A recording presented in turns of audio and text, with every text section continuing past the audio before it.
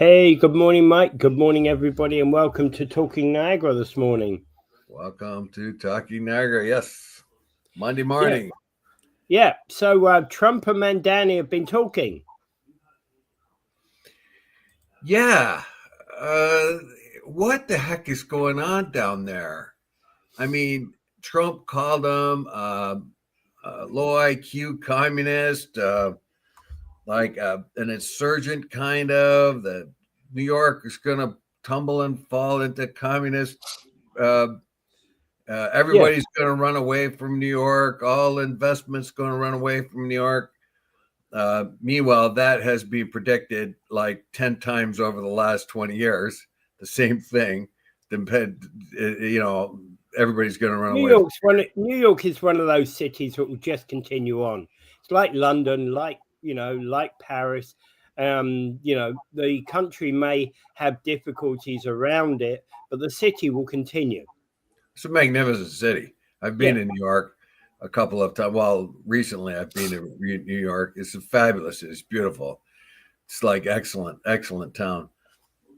You might want to live in, like, if you could, you want to live in New York because there's so many things you could do. And you can get out of there quick enough too anytime you want as well. It's got a great public transit system and all in all. But what the heck? So I'm asking you, what the heck is going on down there when Yeah. you've got Marjorie Taylor Greene, one of the only Republicans, facing up to Trump, and then decides suddenly to pull the pin and retire, or uh, get out of the way of Trump in January. And then you got Trump railing against this Islamo-communist, socialist, the guy that's going to bring evil and despair to New York. Then all of a sudden turns around and finds a very respectful place to be with the guy. He talks with him. They share conversations. They appear to have the same intent to make New York great again. Yeah.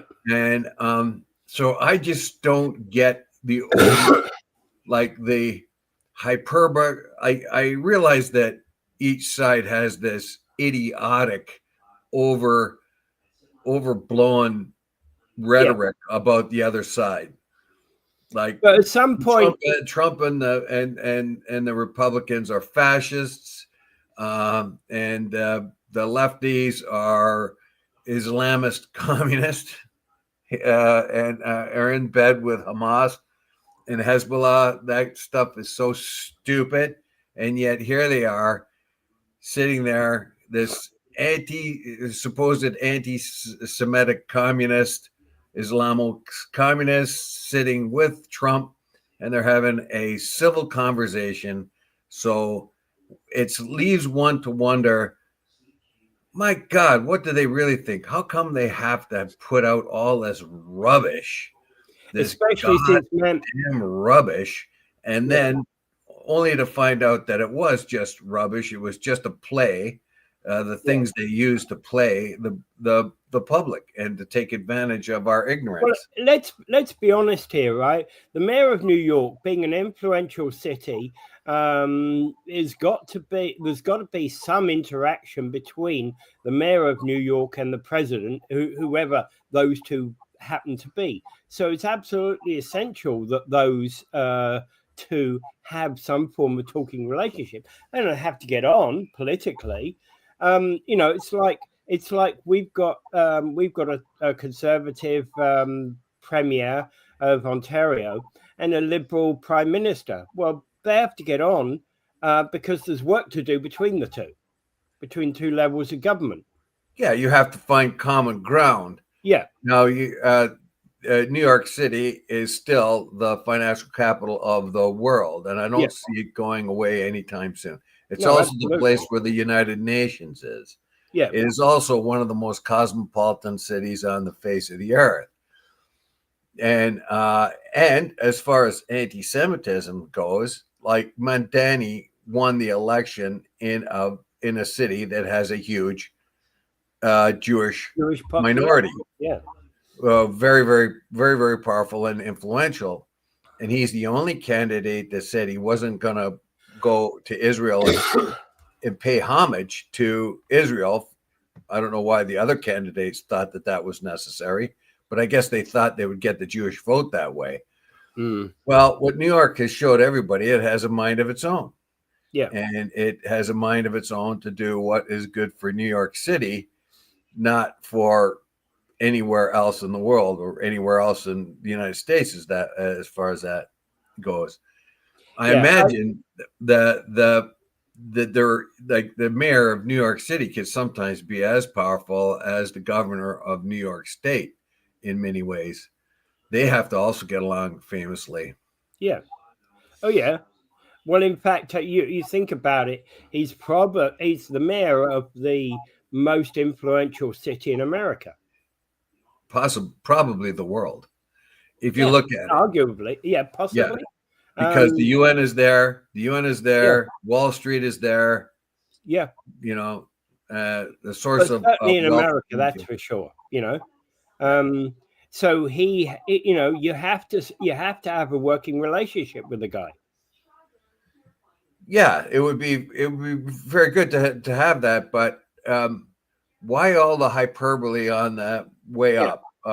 Why not just point out the things you don't think you like about him, rather than call him a Islamo-communist, jihadist kind of thing? Yeah, an anti-Semite. Now, it could hardly be true that an anti-Semite would win in New York City. I mean, you would think that the very large and influential minority of Jewish people in New York would fight him tooth and hammer and tongue. Yeah. If they felt he was that way. It was just baloney. And then you got a guy that was a really corrupt, kind of creepy guy like Cuomo, who has abilities of being a popular.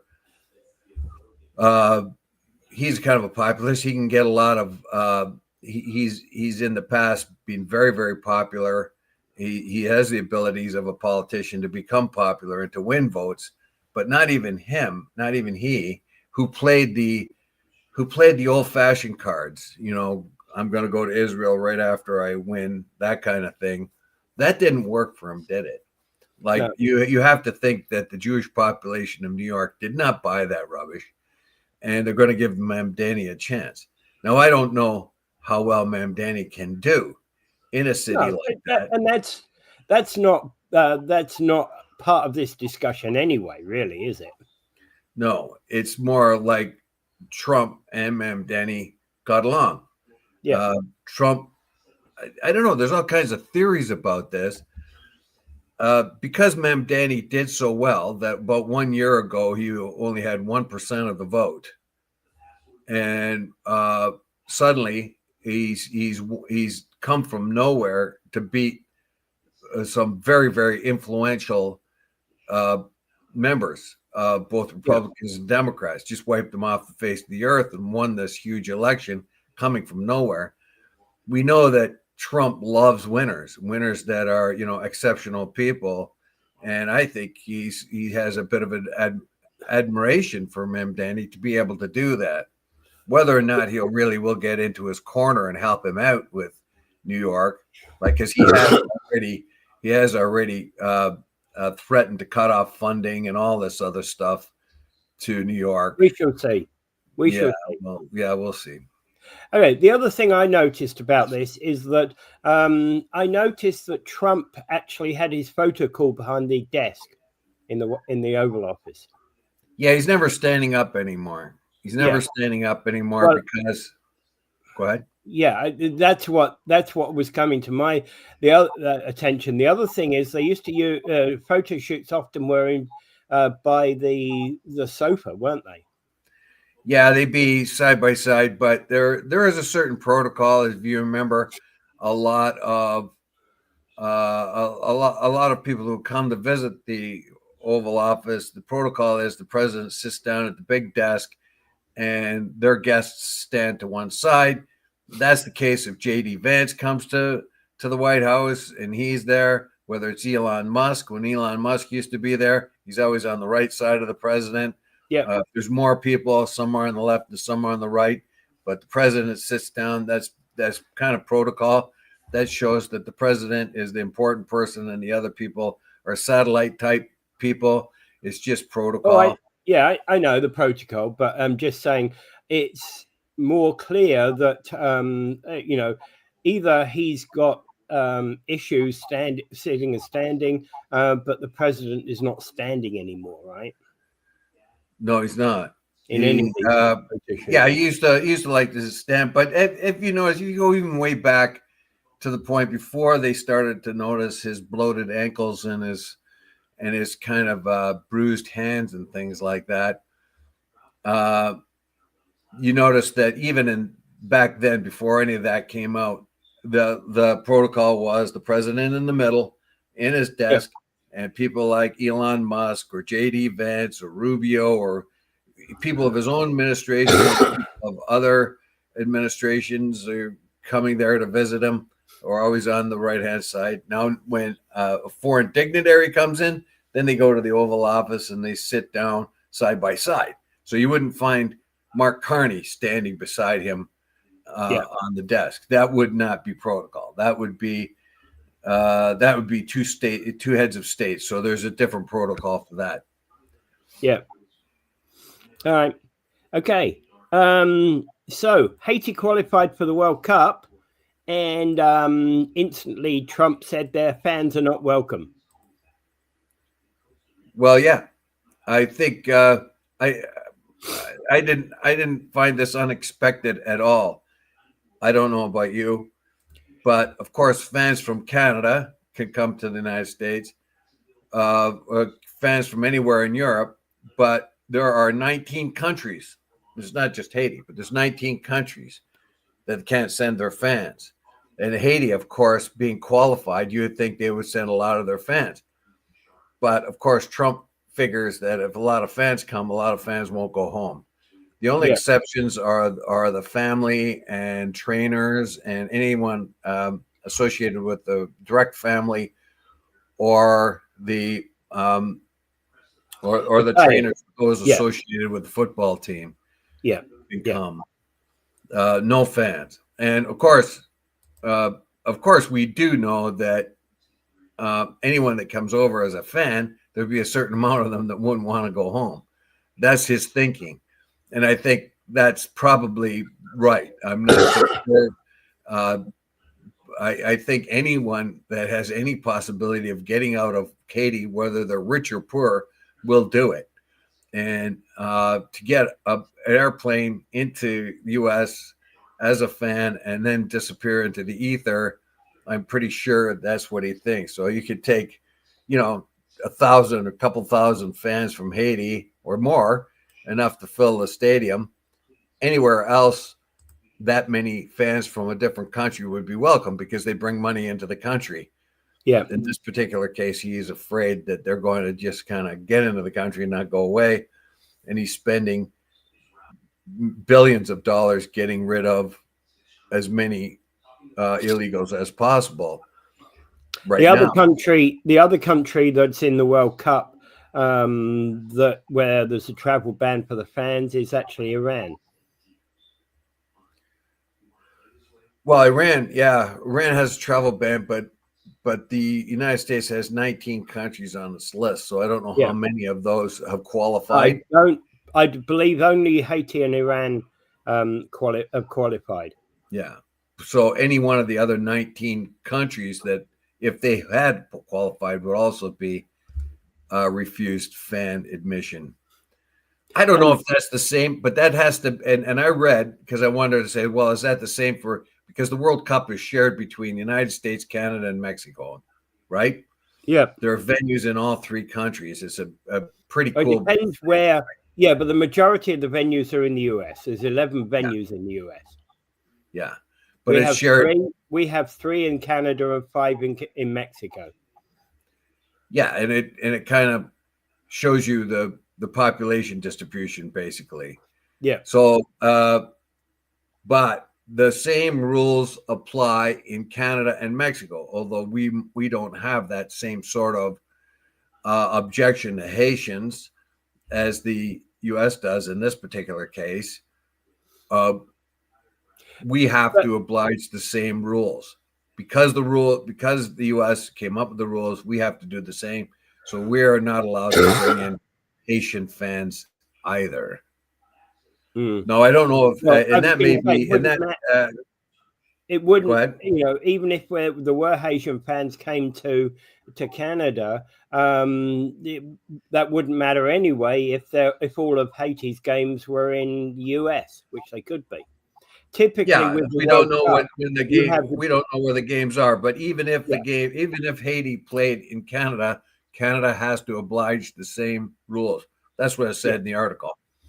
So we can't be independent on this, and either can Mexico. What the states say is what the states say. So if a bunch of fans come to Canada from Haiti, we're not allowed to take them according to these rules. Well, yeah, but again, if Haiti played, for example, if Haiti played in Philadelphia, they'd play maybe Philadelphia and New York all the time, or they might play somewhere like BC and BC and Seattle, for example. So they tend to play in a limited number of stadiums in the group games. Yeah, regardless though, but the point is, like, whether they're going to play in Canada, like if they were to be playing in Canada or Mexico, they would have to oblige the same rules according to the article. Personally, I think that if you can't let fans in, you shouldn't be hosting the World Cup.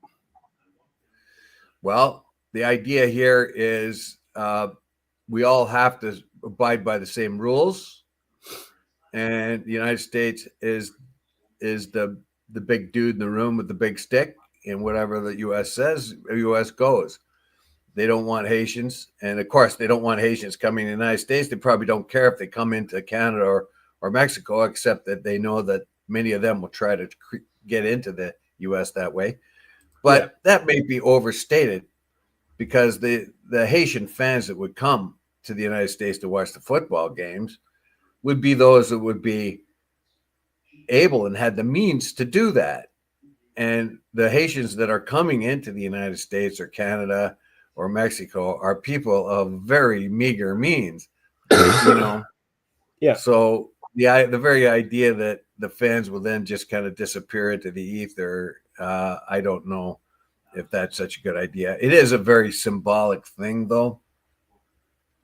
I don't know if the Haitian fans would represent much of a threat of illegal immigration at all, but it seems that someone in the United States thinks that's the case. In any case, we in Canada and Mexico have to oblige by the same rules, because the rules have to be the same for every city and every game. And the fact that Trump has threatened to take away Boston or remove Boston or LA from this, I think it's all huff and bluster. Is taking away Boston as a host city is absolutely nuts. They may not be a soccer city, but they are one of the world's most prolific sports cities. Look at the number of professional teams they have there. They've got American football there in the Patriots. They've got baseball. They've got basketball. They've got hockey. Right, Boston Bruins, and they even run the Boston Marathon there. This is one of the world's major sports cities. There's probably, in terms of sports, major sports, and the way the world sees that city, probably you're talking about Boston, New York, London, Melbourne, maybe Barcelona, maybe maybe Munich, but there aren't that many high-known sports cities, right? Well, Toronto there. Yeah, Toronto to a lesser extent. All right, Major League Baseball team almost won this year. Has won. Yeah, I know. Right, has a Major League basketball team that actually has won the championship. Yeah. Ice hockey team that's been here since 1917, and has won and follows. So also has a And we have an lacrosse team. MLS and we have an MLS team, yeah. Yeah. And we have a very good lacrosse team, right? Yeah, we had Toronto Rock, although they play out of Hamilton. Yeah. Yeah, they're really good. They're the rivals, but of course, so Toronto's a very big sports town too, very similar to Boston. So of course, this is one of the World Cup games most likely going to be there. Soccer's not my thing, so I haven't really followed it that much, But here we have the world's most popular game, worldwide, is soccer, and we can have the championship here. I predict that sometime in the future, not too far distant future, Canada will hold the Cricket World Cup at one time too. Well, it's possible Canada-US could co-host that one. That would be pretty cool. Yeah, it's growing in both. It's growing in both countries because of the large Indian populations coming into the country. And actually, the funny thing is, the US is actually one of the oldest nations in the world championships, because one of the earliest games in international history was between the US and England. Yeah, the United States, around the time that baseball started, the United States had a lot of cricket leagues, particularly on the East Coast there. Yeah, absolutely, in the East Coast. Well, in fact, of course, cricket came with the conquerors when they overcame it. Yeah, cricket came with the conquerors when the British colonized North America, and stayed in there. And there was even Boston has a cricket team, pretty good cricket team. Yeah, but America's doing things American style. Well, there was a game with a ball and a bat. There's a game with a ball and a bat, so we're going to change that into baseball. Well, baseball is a different. But actually, they used the common game rounders more as a basis than they did cricket. Yeah, exactly. The baseball is actually a common game. Was actually, did you know, has been since the 1700s, has been a training game for cricketers all that time. Rounders. No, not rounders. I mean, baseball has been a training game for cricketers for a long, long time. Oh, I'll have to get into that later. But anyway, the fact of the matter is, we have soccer, we have the World Cup coming to our three countries, and politics creeps into everything. Now, is Trump justified in insisting that countries, any country in his 19 countries that he doesn't like, are not allowed to send fans? I think that's a good idea. And that's, well, in one case here, the football teams are not banned. No, and we find that that FIFA is under pressure to banning the Israeli team if they didn't qualify, but if they had, there would have been pressure on them to ban that team. There would have been pressure on them to ban Russia too. In this particular case, I kind of like Trump's setup. I think Russia withdrew. What? Russia withdrew, I think. Didn't even take part in the qualifying competition. Yeah, well, that's unfortunate. But I kind of like Trump's, like, if he's got a beef with a country, doesn't like a country, he says that, well, the team can come and compete anyway, but none of your fans can come. None of your people can come and watch this. But your team can come and compete. Your team can come and compete, but we don't want your fans. They can't come. So I think that's probably a better idea than banning the team. You'll be surprised how many Haitians turn up at the match. Well, the United States is full of Haitians. When I was down in Florida, I was bumping into a couple of them here and there. Yeah, exactly. They had jobs on the docks and everything. I didn't know if they were legal or illegal.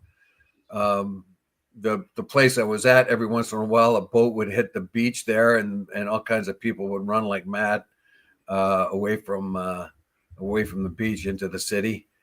So we don't know how many people get there.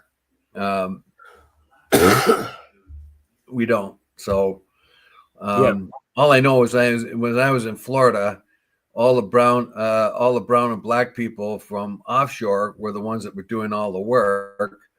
You go just about in any store, it would be a black person from the Caribbean or South America, or a brown person from anywhere else in Central America. They're the ones that were doing all the work. All the work everywhere was black and brown people with accents, or didn't even know how to speak English.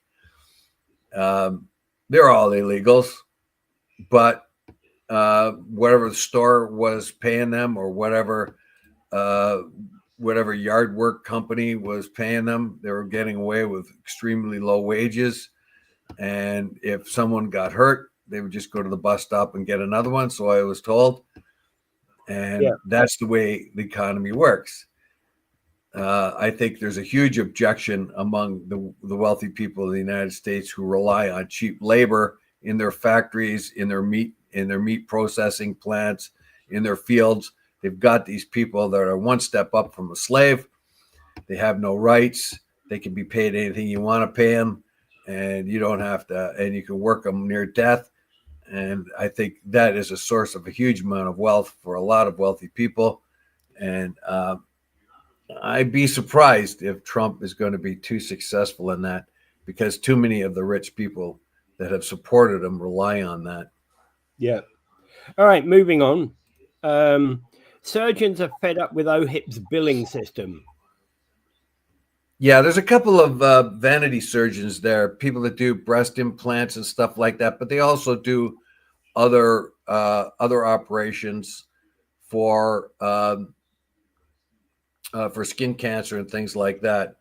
So they just get fed up, and we hear this story of surgeons and so on and so forth, that they have a huge amount of difficulty getting through the red tape and the bureaucracy that's around the procedures they do. In this particular case, there are a couple of surgeons that have developed ways and means by which breast implants can go in and sit better within the female recipient. These are breast implants that take over for people who have had cancer and had their cancerous breasts removed, but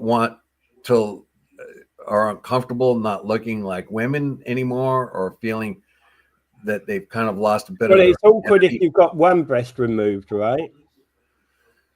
What's that? I said it's awkward if you've had one breast removed. Yeah, quite often women who have had one breast removed get the other one done anyway, because the anticipation of the other one becoming cancerous is much more than it is with a woman who's never had cancer. So the breast. But the complaints of these surgeons are basically the OHIP billing system is outdated and heavily manual, causing burnout amongst physicians. Yeah, their complaint here is they could be spending a lot more time doing their job rather than endlessly going after OHIP, having them to turn down a procedure only to have to awkwardly and lengthy reapply or complain about it, and then finally having it released to them in the long run. So in this particular case, these guys are going to open up a different surgery. It's going to be private. It's not going to be associated with OHIP. They will charge OHIP for the things like skin cancer and other things in which they treat there. Those things that are cannot be there cannot be a decision on it. It's just cancer, and you take away the skin cancer or whatever else they do. Yeah. But it's the vanity stuff. Basically, they do a lot of. It looks as if they do a lot of. I would say breast implants and other vanity surgeries. But the breast they argue that it isn't a vanity surgery in this particular case because it's for women who have had breasts removed due to cancer. Yeah, I was going to say it's not a vanity surgery for that. Shouldn't be. But you can see the crossover. Yeah. There would be other people in there to have breast implants that are looking for the vanity trade is a big deal. You can almost not find a dermatologist nowadays. We had plenty of dermatologists, but once the Botox thing and the vanity trade started to hit, so many of the dermatologists switched to total vanity stuff, and their offices were shrinking more and more, dealing with skin complaints.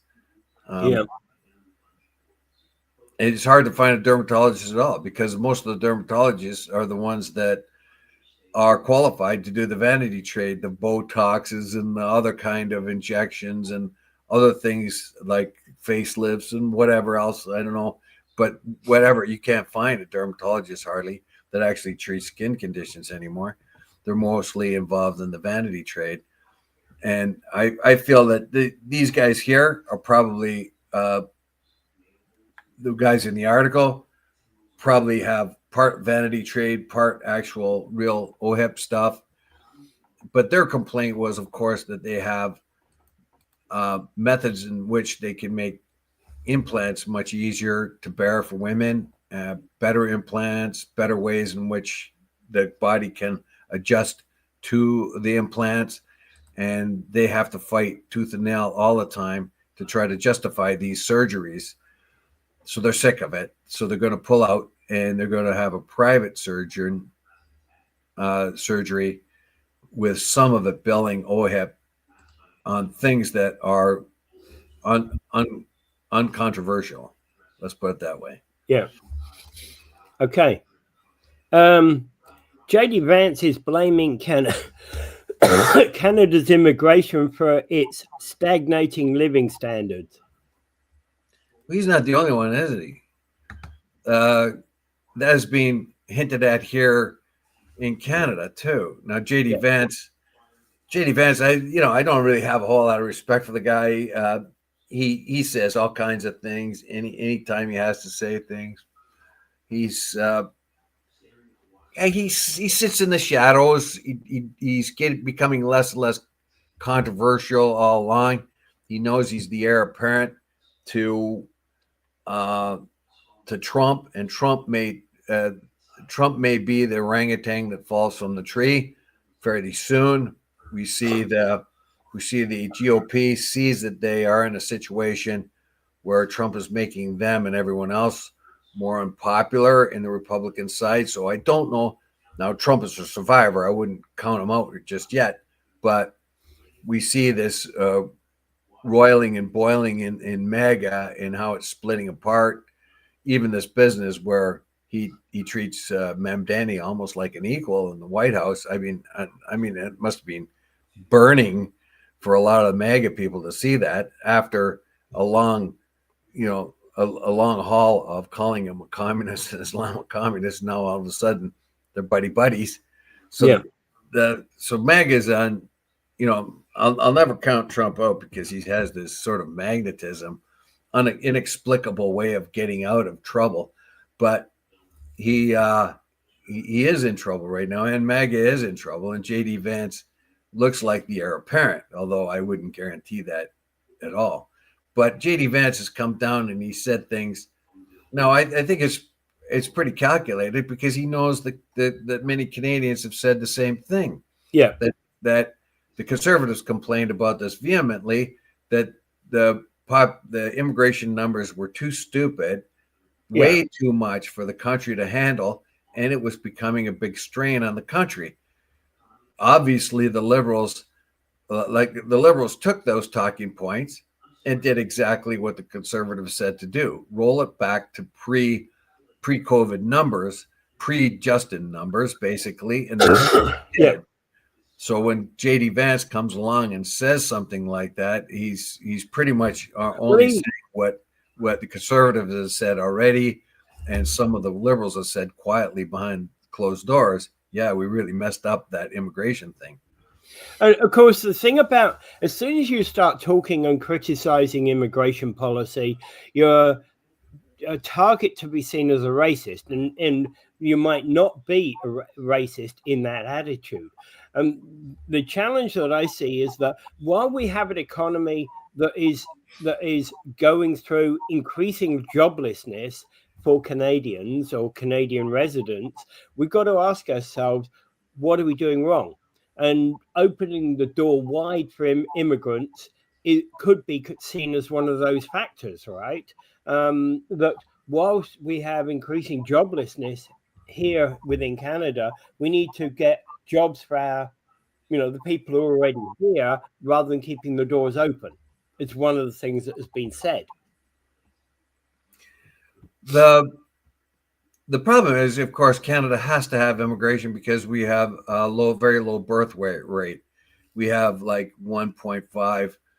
Well, we need a minimum of three children per fertile couple to maintain the population, and we have one of less than half of that.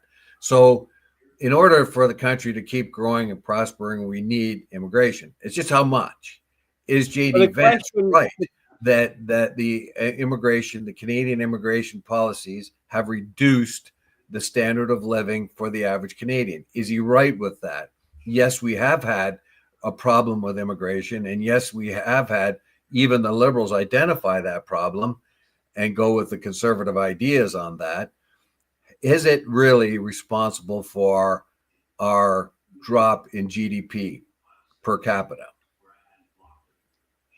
Yeah, I don't think it's entirely responsible, but the fact is, one of the things is somebody when they opened the door on Canadian immigration, they basically said we need Canada to grow to 50 million by about 2030. I don't know. That was about 30 years ago when they made that statement, and that has been the width of Canada's immigration policy since then. The trouble is that I think it is fair to say that Mr. Trudeau opened the door too wide. Yes, and he did it based on ideological rubbish. As a matter of fact, in the article, it does say something about that. A conservative commentator has spoken about liberal, progressive idealism. In any case, what happened was the liberals decided they're going to explode the size of the country. They wanted by 2030 to have 30%, something like that, 2030 or 2035, to have 1/3 of the country foreign born. And that's why they opened the gates so wide. But they did not count on housing. They did not count on healthcare. They did not count on how these people will integrate into society and how fast they will. Yeah. That, of course, put extraordinary strain on the country. It got us in problems with our healthcare, got us in problems with housing. It got us in problems with jobs, and the DEI thing, just kind of overblown things. And then the government's in there pushing people, new Canadians, into jobs that normally, in government jobs especially, you can't go to Toronto Airport and find anyone that's from European background. You can't find anyone there that will speak without a heavy accent, it seems, right? And that's the government in doing its job and that's why Toronto Airport is the second worst airport internationally in the world, is because they didn't think it through. They just dumped people in places to get their DEI numbers up rather than do it intelligently, like you think. A few here, a few there, integrate them, et cetera, et cetera. Because Trudeau's idealism was such an utter failure, the Liberal government now looks much more like a Conservative government would have looked, at least in policies regarding immigration. Well, But and I think my issue here is how much of our woes can be attributed to immigration. I think a lot of our economic woes can also be attributed to previous liberal economic policy. yes, absolutely, yeah, and that's what the Carney government is facing right now is the fact that you know we got that budget through last week, and but even there we're spending more than we had done before, and we still need to peg back the original Trudeau, Trudeau mass spending. Well, You don't do that in a year. We found that before the fall of JT there, he was very, very nervous, and he went. The cabinet went to talk to Carney before he was, and they wanted him to make him the finance minister, which he turned down. But they did go there, and he had a talk with them. Like, so the Liberal cabinet went and they talked with Carney. This is before Carney became a candidate or anything. And Carney laid it out for them. He didn't like their budgets. He didn't like their overspending, but he didn't like the way it was being done. He comes in and he spends even more than they do, but he's much more comfortable with it because he's directed the funding in places where he anticipates growth, not sort of directing the funding things that will stop climate change or directing funding to indigenous totem poles or something like that. So the idea of where it was directed. Now, I'm pretty nervous about having such huge debt, but on the other hand, I'm much less nervous under Carney than I would be under JT or any other government because we are in a situation here where we have an existential threat to our economy from our neighbor to the south, and it has been very, very clear. Our neighbor to the south has taught us a few lessons. Number one, we can't get away with leaning on them for defense. So we have to spend huge amounts of money for defense. Yeah. Then we can thank the U.S. for that because we were really dragging our ass on that one and pretending it didn't exist. So we can thank them for that. But also, we can thank the U.S. for doing what they're doing right now. So because with the tariffs, it has made it very, very clear to us how vulnerable we were. And the objections and the warnings of of those Canadians who were against the original NAFTA said this clearly, and it's come up in the news articles that Canada would be very, very vulnerable to the United States if we went ahead with NAFTA. We would be extremely reliant on them and extremely beholden to them. And that's happened. So the U.S. doing what it did with the tariffs and threatening Canada has made it very clear to us we can't trust them, and we have to find other ways in which to trade. Yeah. So that, according to Carney, means super investments within the country to kickstart our economy in ways that are not so reliant on the United States. I don't know if it's going to work. Well, that'll be something we can come up in a minute and talk about something in a minute. I'm just putting up there the comments. When you're being financially raped by government, your standards are going to be limited by what they leave you. Yeah, well, that's a problem as well. Yes, right now we find that in the United States, they've given the wealthiest of investors and everything all kinds of tax breaks, and that puts the tax burden on the middle class. Eventually, that's where it's going to go.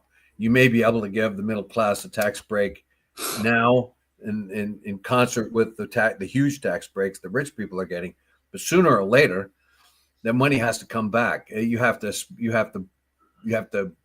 pay for the things you're buying. Well, and that's going to happen in Canada too. pretty soon we're going to have to pay for that massive debt. Now, Yeah. if we can, and the idea in the States, by giving massive amounts of tax breaks to wealthy people, that will do the trickle down thing, that will ignite the economy, and the economy will that money will be invested trickle down rarely works. Yeah, and well, it was also supposed to spark ignition in the economy and make it grow, because the wealthy people will be investing in America, et cetera, et cetera, et cetera. Up here, it's a little bit different. We're trying to start a brand new approach to economy and ignite a lot of possibilities, and try to excite private investors to come up here, start our mines, get our oil pipelines going, and all these things that were so objectionable under the Trudeau government. Mines mean pollution, and oil pipelines mean pollution, and blah blah blah blah blah. And we no longer think that way. We need money, and that's all there is to it. We're going to sell our oil. We're going to build mines. Let's move on. Saab says Canada's Air Force could have Griffin fighter jets in as little as 3 years. Yeah, I had no idea that Griffin was actually building some stuff already in Canada. Did you know that? Well, yeah, and that was the other thing about it, is that Saab is considering Canada for jet assembly, and that could give us up to 10,000 jobs. Yes, at a particular time when the F-35 is not yet solidified contract. We were looking to get 88 F-35s. That was first negotiated by the Conservatives. Then Trudeau came in and says, "Oh, we don't need no warplanes," and canceled the contract. Then suddenly decided to have a switch of heart when the Ukrainian war happened. All of a sudden, we're going to do that. We're going to do what the Conservatives did, but we'll call it ours.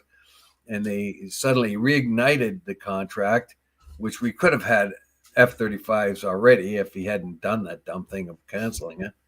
But now the idea is, here we have another potential investor. Well, someone has already invested in Canada, Griffin, and looking for places for assembly, because the Ukraine might ask for a whole lot of jets, Griffin jets, and the Ukraine is thinking of a mixed fleet, and Canada now is thinking of a mixed fleet, get F-35s and Griffin fighters. And the U.S. ambassador has flipped his wig, saying, hey, what are you doing? What are you doing? If you have a mixed fleet, of course, the United States wants Canada to buy all their jets from the U.S., which we have done in the past. But Griffin and Bombardier are already building planes together, and that is not the fighter. It is their reconnaissance aircraft, the one that has the radar and everything attached to it. They're the reconnaissance. You mean Saab and Bombardier? Saab and Bombardier. Yeah. Saab being the maker of the company. Griffin. Yeah. Saab being the maker of the Griffin jet. Yeah. So basically, if you let's get the article up to get the exact stuff. Of course. And by the way, yes, it is the same company that used to build Saab cars. Saab was, Saab was an aircraft company before it was a car company. Yeah, so we're talking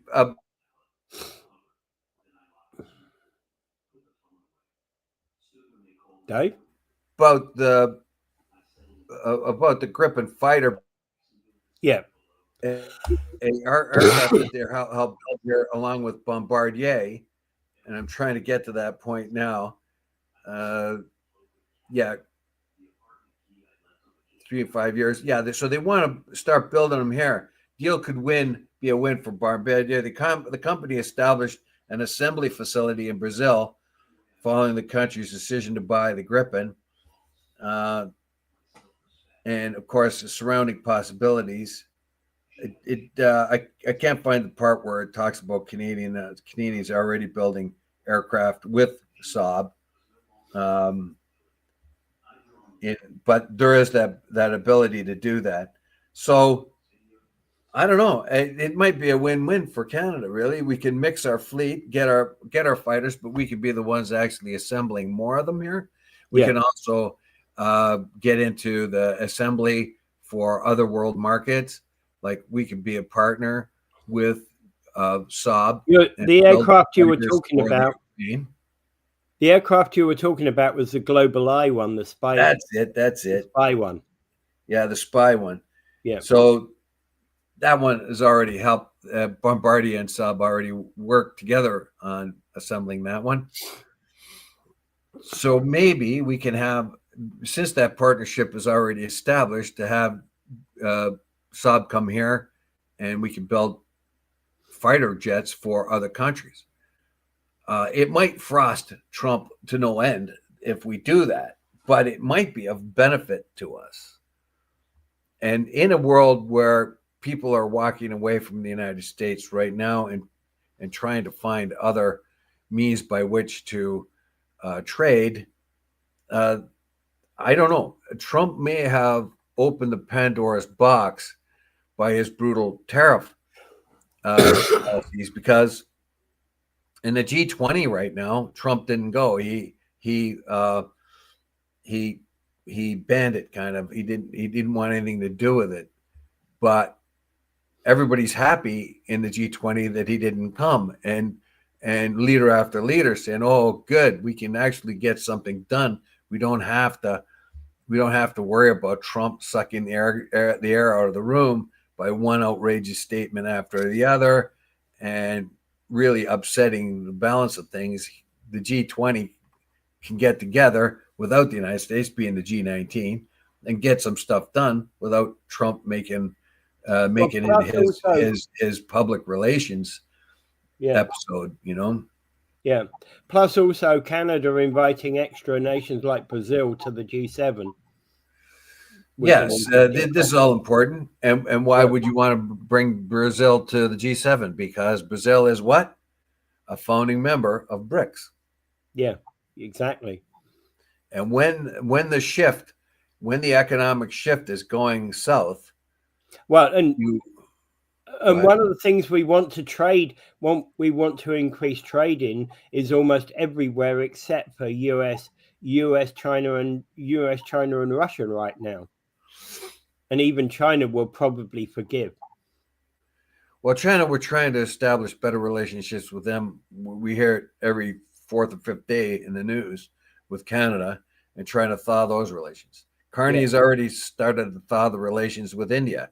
Remember, they got all uptight because of Trudeau's claims that the Indian government was involved in some of the assassinations of the Khalistani. Still think they were, but that's a dodgy organization anyway. Well, would Trudeau do the same thing if the United States did an execution here? Doubtful. He'd be told to shut up. But I don't know. Trudeau's relationship with India was really weird. He went there and he started dressing up like an Indian and doing Indian dances, like he did with his drama outfit, which made the Indians look at him thinking he's a real imbecile. And then and then he starts to have solidarity with the Indian farmers when they had a convoy to protest the Indian government's policies. But then when he had his own convoy, he was much more dictatorial. They were misogynists, and they were racist and all that other that did a convoy to him, but it was okay for the farmers to have a convoy in India. So he had mixed ideas, that kind of. So I think we're probably pretty happy to see the end of JT and a more reasonable liberal government. That's I don't know, but I don't know.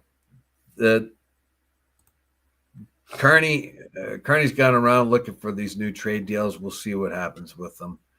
Really, we'll see. Time will tell. I says they. Oh yeah. So with it was the radar equipment is the most important, is what Rick said. Yeah, that stuff is put into it in Sweden.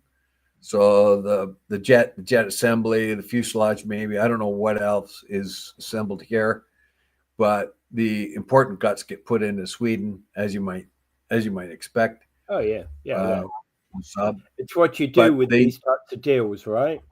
And Saab is reinventing itself with the fact that they no longer produce cars; they're purely 100% a jet company now. Yeah, and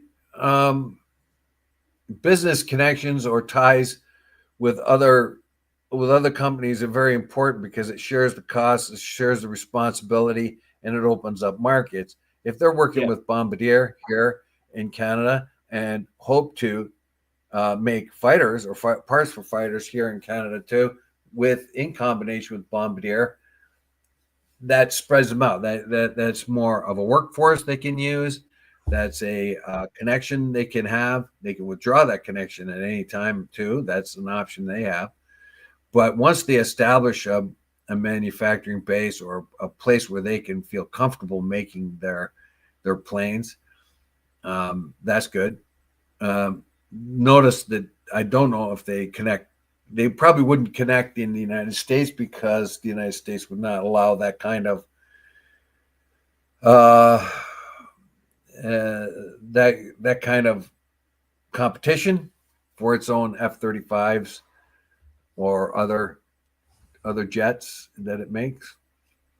Yeah, I don't know. It's a real opportunity for Canada. Now, the U.S. ambassador got pretty frosted at this, and he got angry, and he says, look, it would cost Canada a lot more money to have a mixed fleet of fighters. If you have some Gripen and you have some F-35s, they said it would be way too costly to do that.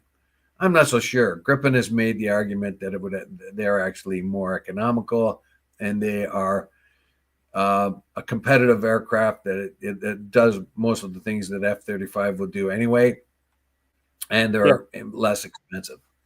So they make that argument, and when Canada looks at it, and when Canada is looking to expand its trade, and Gripen is selling fighters all over the world, they might not be selling them to Canada, but they're selling them all over the world.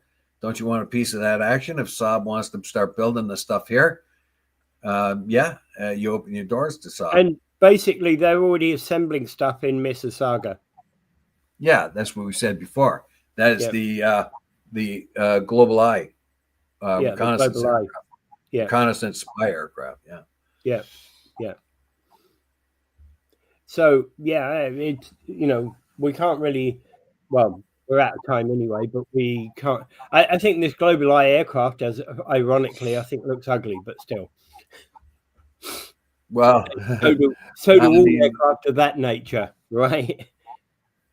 All I know is that when I was a millwright and I needed a welder or a gouger, one of the ugliest people I ever known was one of the best gougers and welders. If I called him over to do the job that I needed to get done, he looked pretty good to me then.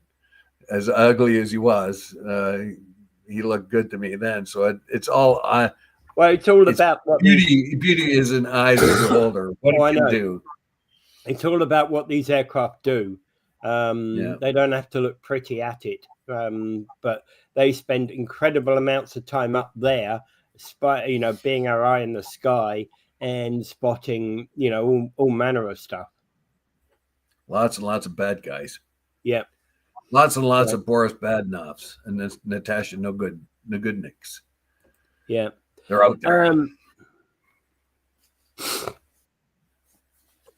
So basically, Rick is talking about the this idea of the 3 or 4 city image, which in Niagara, it's a, we shall see whether that happens, Rick. Not enough time to talk about that. All right, something, if it comes back on the table, we'll talk about it. What? All right. Niagara's image? No, Niagara, the changing face of Niagara. Will we be having a multi-city model or a one-city model? Oh, the Niagara region. Yeah. Yeah, we've talked We're about that having, before. We've talked about that before. It's been off the table for at least 4 years now. yeah, I think probably because the Ford government has had other priorities, they would have gone Yeah, ahead with something like that, some kind of change, but nothing's really happened. So yeah. we just have to wait to see. Um, All right. we find rising taxes all over the place, and threats of rising taxes, and that's might be due to the inefficiencies of how the regions run now. Yeah, So if they can find efficiencies, and um, that may be a thing. But anyways, I got to get going. I got to do my yeah. bingo thing. Same here. Um, we find that just as I always talk about Gaza, and we find that Israel has not really complied with the ceasefire. It still bombs the crap out of everybody. It's shifting its focus up north to Hezbollah, which is not Gaza, which is okay as far as Gaza is concerned, I guess, but not okay for the region because that's just destabilizing the area. So when Israel starts to get serious about its obligations in the ceasefire, the better it will happen. But right now, it's not doing it. Everybody thinks there's this ceasefire, but there's no ceasefire. And the U.S. say, "Oh well, we got the ceasefire." Well, they didn't get no ceasefire, and everybody's just beginning to pretend that there's a ceasefire, so they don't have to deal with the ugliness of that continuing situation. In any Yeah. case, pray for peace. Have a good day.